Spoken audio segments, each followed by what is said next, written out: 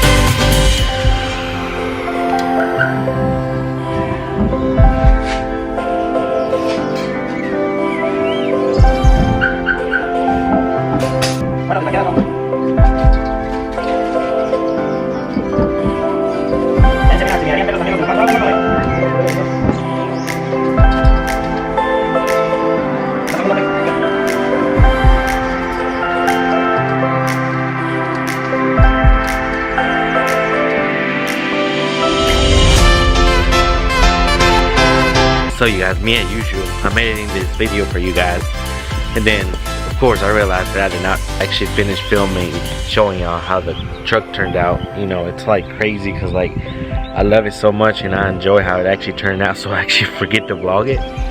On the back of the truck we actually installed the shackles so it would lower some. I didn't record that, but we're gonna do that on the project OBS, so make sure you stay tuned in case you want to see how we actually install them. I know one of you guys commented what type of lowering kit I have on my truck. I made the flip kit and the C-notch, and then I just installed the 2 inches rear drop shackles. So overall it's probably lowered like 9 inches on the back, and in the front it has lowering springs, which is probably like 3 or 4 inches, but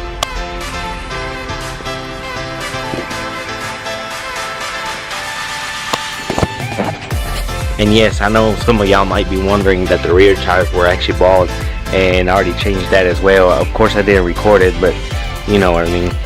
But as you can see, it has brand new tires.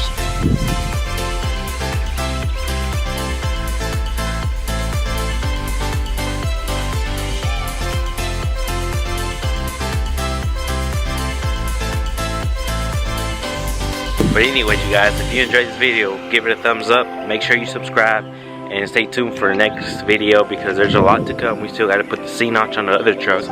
Thanks for watching. Peace.